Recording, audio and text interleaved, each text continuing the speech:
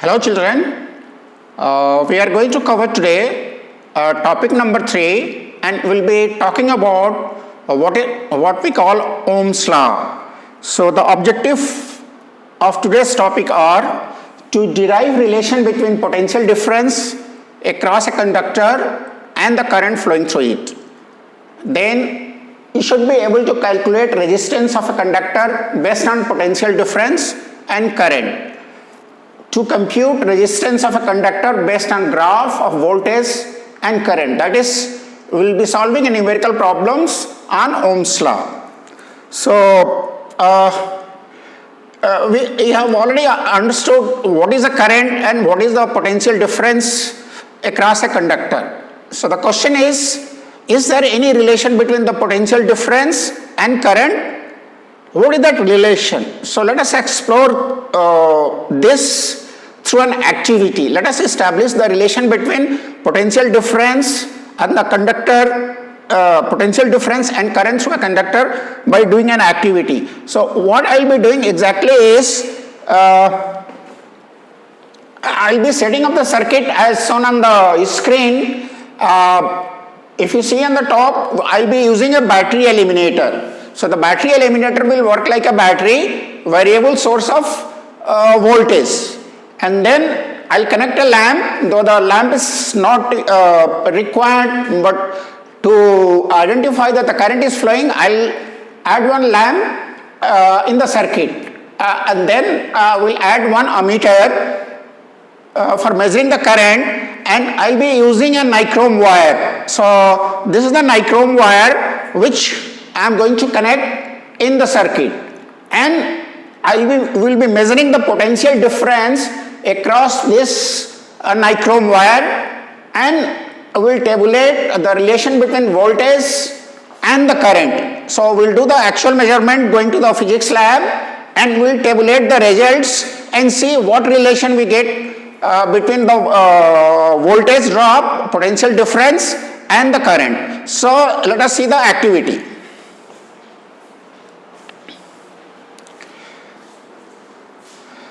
So I have already shown you, this is the battery eliminator. So it has got 0, 2, 4, 6, 8, 10, 12. So I can change the voltage by this knob. So we'll be starting from 0, 2, 4, 6, 8, 10. And this is the lamp which is connected in series, and this ammeter will give you the current flowing through circuit. And this is the nichrome wire. So the nichrome wire is connected again in series, and we have put a voltmeter, okay, for voltmeter for measuring the potential drop across this. So what I will be doing is, I will be changing the voltage.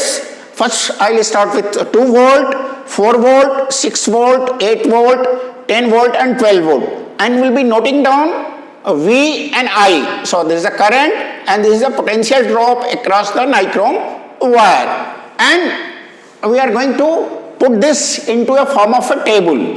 So we'll get we'll be noting down current and voltage, and we'll see what is the relation. Is there any relation between these two quantities? So let us start the experiment. So now this thing is 0. Okay, the voltage is 0, current is 0. So the first observation 0, 0, 0. So the first reading is 0, 0. Now I will increase the voltage to 2 volt.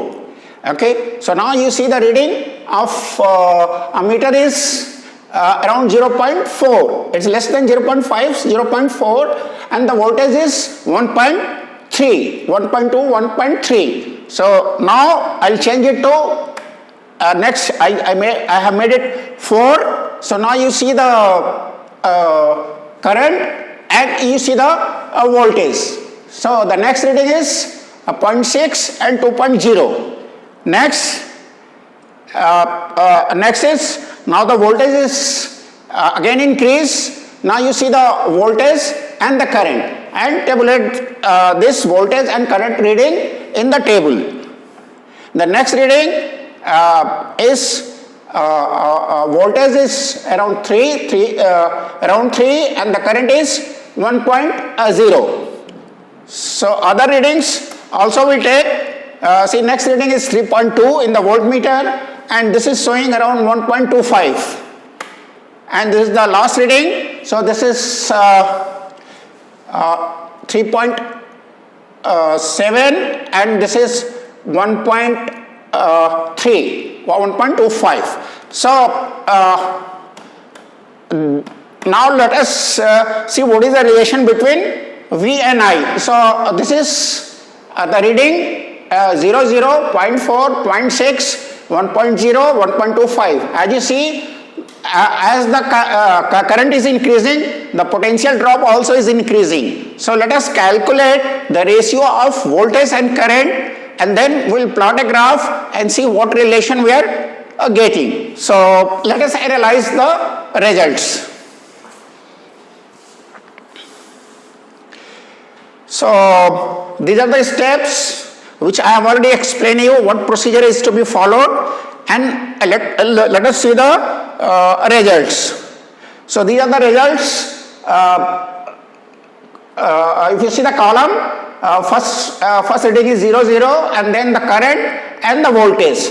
And what we have done is we have calculated the ratio of voltage and current. You find that this ratio is almost constant, 3.0, 3.0. So as the current is changing, the voltage is changing. That means we derive from this observation that the V potential difference divided by a current is a constant. You see, the same thing has been plotted on a graph. X-axis is the current and the Y-axis is the potential difference. So what you find? You will observe that the ratio for each observation is approximately same. The minor variation may be because of the temperature variation. So these are the points 0, 0, the next point, observation number 1, 2, 3, 4 and 5. And if you plot a graph between current and the potential difference, you find that the graph is linear. That means the ratio V by I is constant.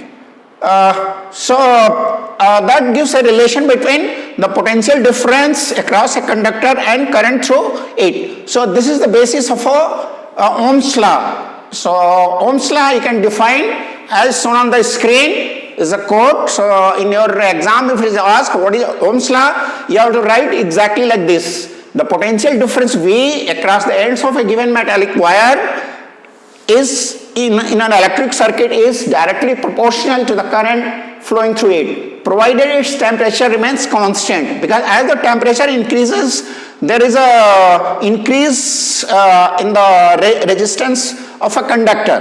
So the temperature should remain constant. So that means, okay, to add on to mathematics, we can write this relation, this Ohm's law, in form of a simple equation. We say V, that is potential difference, is proportional to I. That means V by I is a constant, and this constant is called resistance, is denoted by R. R, you just do the manipulation. So you can get V is equal to I into R, because V by I is equal to R, so V is equal to I into R. That means potential drop is equal to current into resistance. So R is constant for a given metallic wire at a given temperature and is called its resistance. And how do we denote this? With R, and the unit of resistance is Ohm. If you see this, Ohm is a unit of resistance and it is represented by a Greek symbol. Okay, you see the symbol, this symbol, if we don't write Ohm, we say 2 ohm, 3 ohm, and we denote by this symbol, Greek symbol Ohm. So according to Ohm's law, potential drop across two terminals of the wire, like if the potential drop is 1 volt and the current flowing is 1 ampere, then we say the resistance is 1 ohm. 1 volt divided by 1 ampere is 1 ohm. So we can also write I is equal to V by R. So when you say I is equal to V by R means what? We say the current is for a given potential difference, we can say the current is inversely proportional to resistance. That means more is the resistance of the wire, less is the current. Sometimes now these resistors are used to control electric current through a circuit. And this variable resistor is called rheostat, which I have shown you yesterday. So this rheostat, by moving this knob, we can change the resistance, and with that, without changing the battery voltage, we can change the current flowing through a circuit. So now I'll ask you a question. Do all conductors have same resistance? If I take different piece of wires, will they have a same resistance? By common sense, you will say no, they will all have a different resistance. But in physics, we don't believe in a hypothesis unless it is proved in the experiment. Like the apple falling from a tree. If normal people will say the apple will fall on the ground. Obviously, it will fall on the ground. It will not go into the sky. But it was a Newton who did the observation and he did the analysis. So the experiment in physics is most important. So what I'll do is we will demonstrate. I'll put a different conductor. So I'm going to select. This is the circuit for the next activity. We'll have a battery, key, a ammeter, and we'll put different electrical devices. We'll put a nichrome wire, we'll put a 10-watt bulb, and we'll put a say copper wire, and we'll keep this battery voltage constant and see how much current is flowing. Is the same current flowing through all conductors or it is different? So let us go to the lab and see this activity. Now what we are going to do is we are going to check the resistance of different material.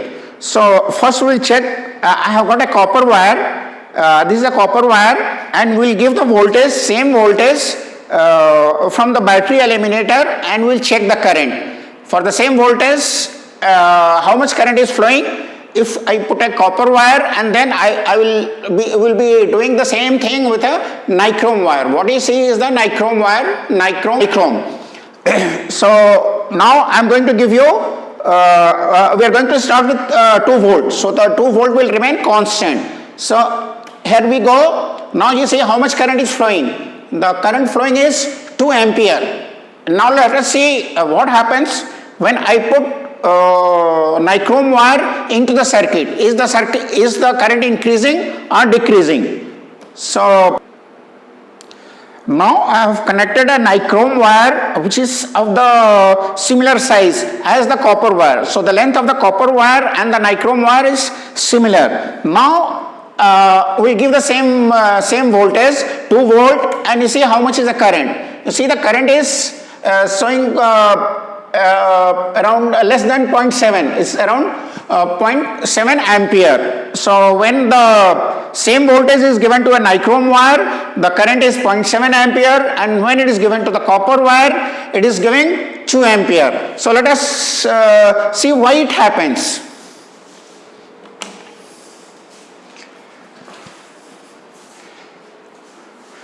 So what do we conclude from this experiment? With this observation, the current is different in different components. We saw that copper wire has got a different current and the nichrome wire had a different current. So why do they differ? What is the reason why one conductor is having less current and other conductor of the same size is having a different current? So what happens is there are certain components which provide easy path for flow of electrons, because yesterday I discussed and told you that the electric current is nothing, through a conductor is nothing but the flow of electrons. So some materials resist the flow of electrons more than the other materials. Because if you see the electrons, you must have studied in chemistry, the electrons are restrained by the attraction of atoms. When they are moving through the wire, they are restrained. There is a force of attraction, and this motion of electrons is retarded by its resistance. So more is the retardation, more is the resistance. So a conductor having appreciable resistance is called resistor. Okay, and a conductor of identical size having higher resistance is poor conductor. Like if you see, the copper is a very good conductor because the current was more, the resistance was less. But if you see, the nichrome also is a conductor, but compared to copper, it is not that good conductor. So how do we compare? An insulator of same size will have even a high resistance. So a insulator will have a high resistance, and a good conductor like metals, they have less resistance. So a resistance gives us the electrical property of the wire. So the next class will discuss factors on which resistance of a conductor depends. Thank you. See you in the next class.